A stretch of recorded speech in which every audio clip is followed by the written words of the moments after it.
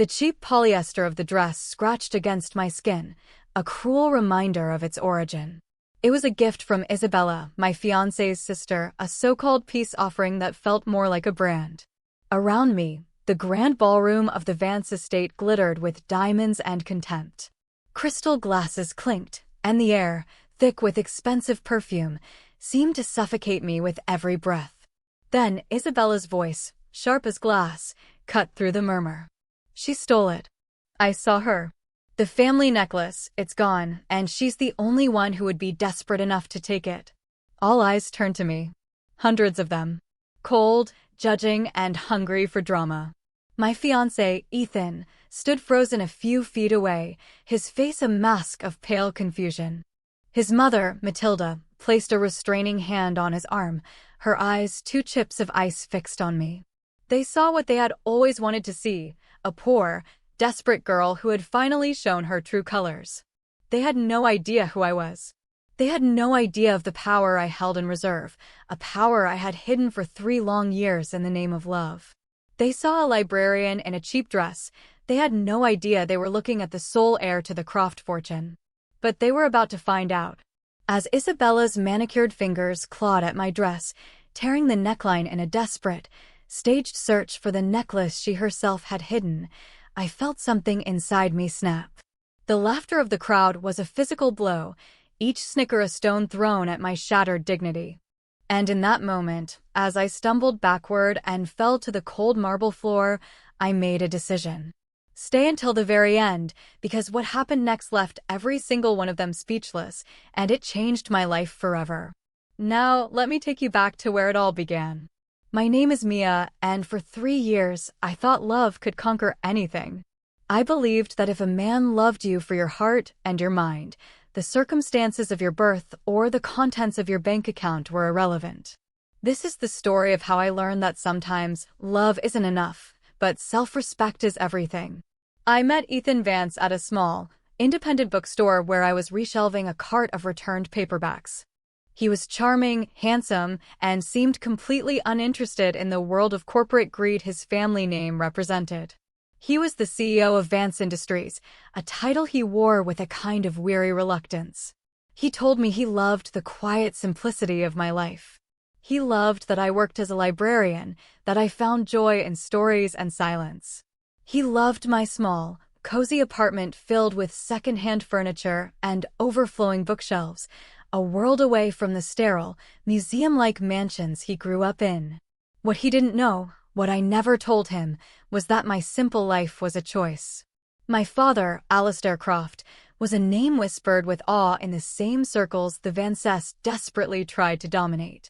He was a titan of industry, a reclusive billionaire who valued privacy above all else. I was his only child, his heir. My trust fund alone could have bought and sold Vance Industries 10 times over. But I wanted to be loved for me, Mia, the woman who read poetry and volunteered at the animal shelter. Not Mia Croft, the heiress. So I hid that part of myself away, creating a life that was authentically mine, built on my own passions, not my father's legacy. When Ethan proposed, a year into our relationship, I thought my gamble had paid off. He had chosen me. But then I had to meet his family. And that was when the fairy tale began to unravel. The Vances lived in a world upholstered in velvet and judgment.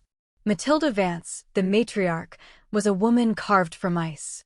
Her smile never reached her eyes, and her compliments were always double-edged swords. The first time we met, she scanned my simple navy dress, a favorite of mine, and said, "How brave of you to be so unadorned." It's refreshing in a rustic sort of way. Arthur Vance, the family patriarch, was a man of dismissive silence. He would look right through me at family dinners, as if I were a ghost at the table. He'd direct all his questions to Ethan, about business, about politics, about anything in the world that I, in his mind, was too simple to comprehend. My attempts at conversation were met with a curt nod or a grunt before he turned his attention back to his son. But the true architect of my misery was Isabella. Ethan's younger sister was everything I was not: loud, ostentatiously wealthy, and breathtakingly cruel. She saw me not as a person, but as a project, a stain on her family's immaculate reputation. She called me Ethan's charity case. She would make jokes at my expense, always thinly veiled and delivered with a sweet, poisonous smile. "Oh, Mia, you wouldn't know this brand. It's couture," she'd say while flaunting a new handbag. Or, "We're summering in Monaco. I suppose you've never been on a yacht? They're quite large." Her fiancé, Brent, was a carbon copy of her arrogance. He was a boorish man who found my presence endlessly amusing. He'd clap Ethan on the back and say, loud enough for me to hear, "Still slumming it, old boy? Must be an interesting experience." Their prejudice was layered. They looked down on my perceived poverty, but it was clear they also looked down on me as a black woman entering their starkly white, old-money world. Their comments were never overt, always couched in plausible deniability. Matilda would remark on how I was so articulate, as if it were a surprise. Isabella once told me I was exotic and asked if my hair was real. They spoke of maintaining the family's image and legacy, and the unspoken implication was that I didn't fit. I was an anomaly they were determined to correct. Through it all, I looked to Ethan. I pleaded with him in the quiet of my apartment, my voice raw with hurt. "Your sister called me a gold digger today, Ethan." She said it with a laugh, like it was a joke. He would sigh, running a hand through his perfectly coiffed hair. "She's just protective, Mia. She doesn't mean it. She just has a harsh sense of humor. Your mother told me my dress for the charity luncheon wasn't appropriate. She offered to have her stylist find me something more suitable for a Vance event. It was humiliating. She's just trying to help, honey. She wants you to feel included. Just try a little harder to fit in for me. Once they get to know the real you, they'll love you as much as I do." His words were meant to be soothing, but they felt like tiny betrayals. He wasn't asking them to change, he was asking me to endure. He saw their cruelty as a misunderstanding, a personality quirk. I saw it as a deliberate campaign to grind me down until I disappeared. But I loved him. And I kept telling myself that once we were married, once I was officially a part of the family, things would change. He would finally find the courage to stand with me, not between me and them. It was a foolish hope, and it was about to cost me everything. The breaking point was the Vance annual charity gala. It was the social event of the season, held at their sprawling country estate. The theme was Midnight in Paris, and the ballroom was a sea of black ties and glittering gowns. I had spent weeks searching for the perfect dress, finally finding a simple but elegant deep blue gown at a small boutique. I felt beautiful in it, confident. The evening before the gala, Isabella showed up at my apartment unannounced. She held a long, black garment bag in her hand. "I brought you something," she announced, her smile wide and predatory. "I know how hard it must be for you to find something appropriate for an event like this, so I took care of it. Think of it as my little charity project." She unzipped the bag to reveal a dress made of a shiny, cheap-looking material. It was a garish shade of gold, ill-fitting and gaudy. It was an insult in the form of a garment. "Isabella, I already have a dress," I said, my voice tight. "Oh, silly. I'm sure you do. But this is from me. It would mean so much to me if you wore it. To show everyone we're finally becoming sisters." Her eyes dared me to refuse. I knew if I did, she would spin it as me being ungrateful and difficult. Ethan would hear her side, and he would ask me, once again, to just make an effort. So, with a heavy heart, I agreed. The night of the gala, I felt like a fraud. The scratchy fabric of the dress was a constant torment. Every person who looked at me seemed to be sneering. Matilda greeted me at the door with a thin smile. "Oh, Isabella's dress. How thoughtful of her. It certainly makes a statement." I tried to find Ethan, needing the anchor of his presence, but he was constantly being pulled away by his father to greet some business associate or other. I was left to drift alone in a sea of hostile faces. I found a quiet corner on the terrace, hoping to just become invisible until the night was over. That was when Isabella made her move.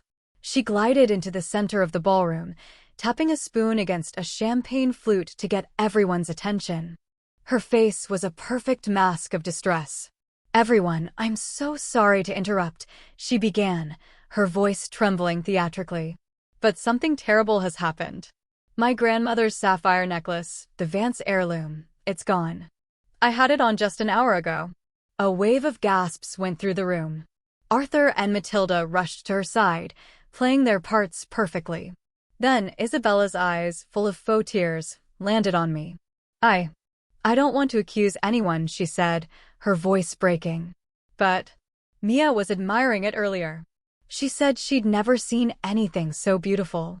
She was asking how much it was worth. She turned to the crowd. We all know her situation is difficult. Perhaps the temptation was just too much. The accusation hung in the air, thick and poisonous. Every eye in the room drilled into me. I felt the blood drain from my face. Isabella, that's not true, I whispered, my voice shaking. I would never. Then prove it, she shrieked, her composure cracking to reveal the raw malice beneath. Empty your purse. Show everyone you have nothing to hide. I clutched my small evening bag to my chest. It was a matter of principle. I would not submit to this disgusting charade. No, I said, my voice firmer now. I will not be humiliated like this. That was all the confirmation she needed. She's hiding it, she screamed. With a feral cry, she lunged at me. She ripped the purse from my hands, its contents, my keys, my phone, a tube of lipstick, scattering across the floor. The necklace wasn't there. For a split second, a flicker of panic crossed her face, but it was quickly replaced by a new wave of fury. It must be on her person, Brent yelled, stepping forward to support his fiancée.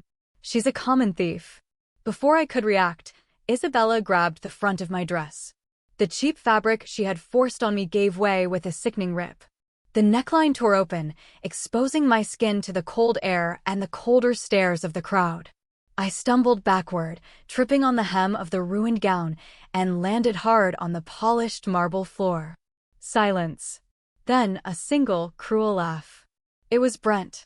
It broke the spell, and suddenly the room was filled with murmurs, whispers, and the distinct sound of people raising their phones to capture my degradation.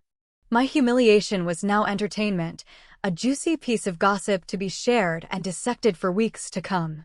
My dignity was scattered like shattered glass on that floor. Through a blur of tears, I looked for the one person who was supposed to protect me. Ethan. He stood there, his face ashen, his body rigid with indecision. Our eyes met, and in that moment, I begged him with my gaze. Help me. Say something. Do something. He took a half step forward, his mouth opening as if to speak. But then his mother, Matilda, laid a perfectly manicured hand on his arm. She leaned in and whispered something in his ear, her eyes never leaving me. I couldn't hear the words, but I saw their effect. The conflict on Ethan's face dissolved, replaced by a look of profound, gutless shame. He dropped his gaze from mine. He looked at the floor. And then, in the single most cowardly act I have ever witnessed, he turned his back on me. That was the moment my heart didn't just break, it turned to dust. The love I had held for him, the future I had envisioned, it all evaporated in that one silent act of betrayal. He had made his choice. He chose them. Get the trash out of here, Isabella snarled, her voice dripping with triumph. She and Brent grabbed my upper arms, their fingers digging into my skin like claws, and hauled me to my feet. Security guards, seeing the Fiancée giving the order, moved in. They didn't ask questions. They didn't offer help. They simply flanked me, their presence a final, official stamp on my guilt. They dragged me through the ballroom, past the silent, staring faces. No one moved to help. No one spoke a word in my defense. They just watched, their expressions ranging from pity to morbid curiosity to outright scorn. They pushed me through the grand doors and out onto the sprawling stone veranda. They didn't stop there. They marched me down the steps and onto the gravel driveway, where they let me go with a final, rough shove. I fell to my knees, the sharp stones digging into my skin. The heavy oak doors of the mansion slammed shut behind me, sealing me out in the cold night air, alone with my ruin. I stayed there for I don't know how long, kneeling on the gravel, shaking uncontrollably. The sounds of the party, muffled by the thick walls, were a distant, mocking echo. Tears streamed down my face, hot trails on my cold skin. It was over. Everything was over. A shadow fell over me. I looked up to see one of the valets, a young man whose name I didn't know. He wasn't looking at me with pity or disgust, but with a simple, Human kindness that felt like a lifeline. He held out a bottle of water. "I saw what they did," he said quietly. It wasn't right. He pressed the bottle into my hand and then placed my phone, which he must have retrieved from the ballroom floor, beside it. "Your car is just over there, ma'am," he hesitated. "Are you going to be okay?" His simple decency was the one thing that pierced through my shock. It was a reminder that not everyone in the world was like the Fiancée. I nodded, unable to speak past the lump in my throat. He gave a small, respectful bow and retreated back into the shadows. I looked down at the phone in my hand. My fingers, trembling, swiped across the screen and found the one contact I rarely used. The one I saved for emergencies. This, I realized, was the definition of an emergency. I pressed the call button. It rang once. "Mia?" His voice was calm, steady. "My father." A sob escaped my lips. "Dad," I choked out. "I need you." There was a pause, but it wasn't a hesitation. It was the silence of a predator gathering itself. "Where are you, Mia?" His voice was still quiet, but now it was laced with something else.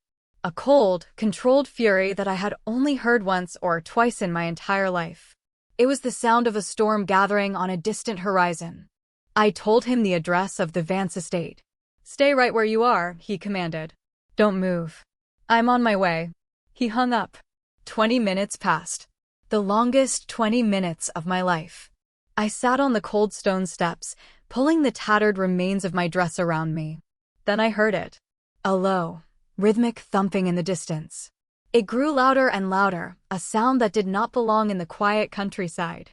The sound of helicopter blades cutting through the night air. 3 sleek, black helicopters appeared over the treeline, their searchlights slicing through the darkness. They didn't circle. They descended with military precision, landing in perfect formation on the Vance's manicured front lawn, the downdraft whipping my hair and clothes around me. Guests from the party began to spill out onto the veranda, their faces a mixture of confusion and alarm. At the same time, a procession of headlights appeared at the end of the long driveway. A dozen black SUVs, silent and menacing, swept up to the house, forming a barricade that blocked the entrance completely. Doors opened in unison, and men in dark, impeccably tailored suits and earpieces emerged. They moved with a quiet, efficient purpose, securing the perimeter of the estate. The party had officially come to a grinding, terrified halt. The door of the lead SUV opened. A man stepped out. He was not tall or physically imposing, but he radiated an aura of absolute, unshakable power that silenced the growing murmur of the crowd. Alistair Croft. My father. He walked directly to me, his eyes taking in my torn dress, my tear-streaked face, and the cuts on my knees from the gravel. His expression didn't change, but I saw a muscle twitch in his jaw. Without a word, he took off his own exquisitely tailored cashmere coat and wrapped it gently around my shaking shoulders. He helped me to my feet, his touch both tender and firm. Then he turned to face the stunned crowd gathered on the steps. His voice was not loud, but it carried across the driveway with the chilling clarity of a death knell. "My name is Alistair Croft." A collective gasp rippled through the onlookers. The name was a legend. Arthur Vance, who had pushed his way to the front of the crowd, looked like he had seen a ghost. "Alistair Croft," he stammered. "The Alistair Croft." My father ignored him completely. His cold, penetrating gaze swept over the faces of Isabella, Matilda, and finally, Ethan. "And I have one question," he said, his voice dropping to a deadly whisper. "Which one of you touched my daughter?" No one moved. No one spoke. The silence was absolute, broken only by the idling engines of the SUVs and the distant whine of the helicopter turbines. My father took my hand and led me forward, parting the crowd before him like water. He walked into the center of the ballroom, his men following, and gestured to an aide, who was already setting up a large, portable projection screen. "You made a mistake tonight," my father said, his voice now resonating through the cavernous room. He looked directly at the Vance family, who were huddled together like frightened animals. "You assumed my daughter was poor because she is humble. You assumed she was weak because she is kind.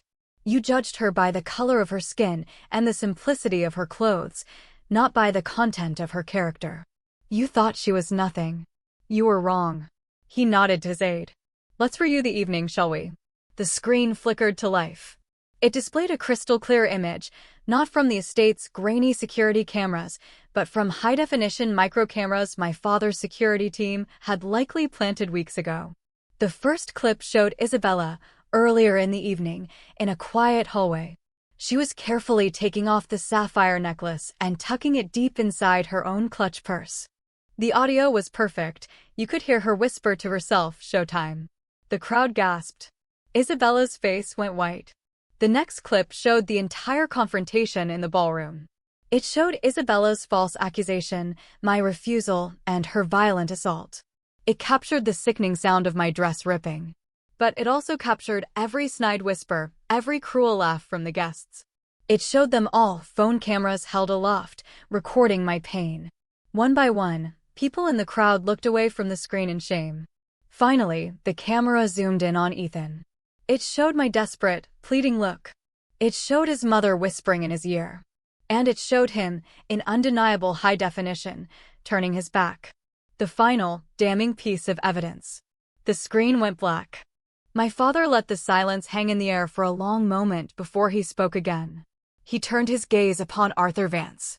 "Vance Industries," he said, his tone conversational, which made it all the more terrifying. A respectable, mid-level corporation. Or it was.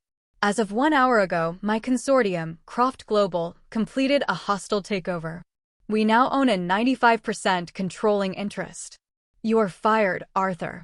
Your entire board of directors has been dismissed. Your company assets have been frozen pending a full, and I assure you, meticulous investigation into the fraudulent accounting practices my team discovered this afternoon. You are ruined." Arthur swayed on his feet, his face the color of ash. My father then turned to Matilda. "Your beloved charity, the Vance Foundation for the Arts, which my forensic accountants have determined is little more than a personal slush fund for your lavish lifestyle, is now the subject of a federal audit. The IRS was contacted 45 minutes ago. Every asset you own is tied to that foundation. Your homes, your cars, your social standing, it is all gone." Matilda let out a small, strangled cry. Finally, he looked at Isabella and Brent. "Your trust funds," he said with a dismissive wave of his hand, "were contingent on the stock value of Vance Industries. As that stock is now worthless, so are your inheritances. The law firms your families have kept on retainer for generations have just been acquired by my legal division. They now work for me. You have nothing. No money, no power, and, as of tomorrow morning when this footage is leaked to every major news outlet, no reputation." Brent looked at Isabella, his face a mask of fury and disgust, and took a step away from her. Their alliance, built on money and status, had just dissolved. It was then that Ethan finally broke free. He rushed forward, his face streaked with tears, and grabbed for my arm. Mia, I'm so sorry. I didn't know. I didn't know who your father was. I was scared. Please, I love you." I looked at him, at the man I had thought I would spend my life with. But I felt nothing. No love, no pity, just a profound and empty disappointment. I pulled my arm from his grasp, the cashmere of my father's coat a shield around me. My voice, when I spoke, was not the trembling whisper he was used to. It was clear, steady, and cold. "No, Ethan," I said, looking him directly in the eye. "You did know. You knew how they treated me for months, for years. You knew they were cruel and prejudiced. You just didn't care enough to stop them. It wasn't my poverty you were ashamed of tonight, it was your own weakness. You failed the test. And I will not spend my life with a coward." I held his gaze for a second longer. "We're done." Then I did to him what he had done to me. I turned my back. 6 months later, I was standing at a podium, looking out at a sea of delegates at a United Nations summit on women's empowerment. I was no longer Mia, the quiet librarian. I was Mia Croft, the new vice president of the Croft Global Foundation.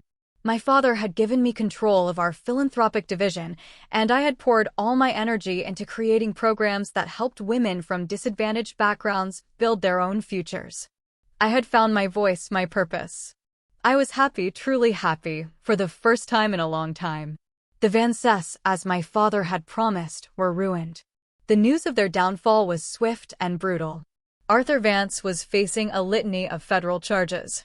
Matilda had become a social pariah, abandoned by the same friends who had laughed at my humiliation. Brent had left Isabella the day after the gala, disappearing from public life. I heard about Isabella from one of my assistants. She had lost everything and was working as a waitress in a small, greasy spoon diner downtown. The story was told with a hint of schadenfreude, but I felt nothing. Her fate was a consequence of her own actions. One rainy Tuesday, my driver was taking me back to the office from a meeting. As we waited at a red light, I saw her. Isabella Vance, soaked to the bone, struggling on the side of the road with a broken-down, rusted-out car. Her cheap waitress uniform was plastered to her skin, and her face was etched with a misery so profound it was almost unrecognizable. People walked by, ignoring her, splashing her with water from the puddles. "Pull over," I told my driver. He did as I asked. I got out of the car, holding a large black umbrella, and walked over to her. She looked up as my shadow fell over her, and her eyes widened in shock and fear. "Mia," she stammered, shrinking back. I'm so sorry." I looked at her, this small, drenched woman who had once seemed like a giant of cruelty. I felt no anger, no need for revenge.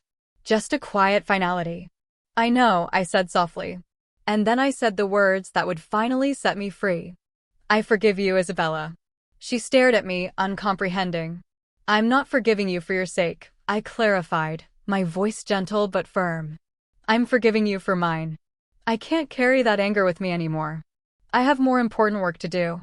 I reached into my purse, took out a few $100 bills, and pressed them into her hand. "For a cab and a warm meal." Then I turned and walked back to my car, leaving her standing alone in the rain. It was not an act of pity, but an act of closure. An act of grace that proved, once and for all, that I was nothing like her. I once thought I needed a man to stand up for me, to be my shield against the world. I learned that night, on that cold gravel driveway, that the only person who can truly save you is yourself. The Fiancées tried to break me, to strip me of my dignity and make me feel worthless. But they failed. Because my worth was never determined by their opinion, by the clothes I wore, or the money in my family's bank account. It was forged in my character, in my kindness, and in my resilience.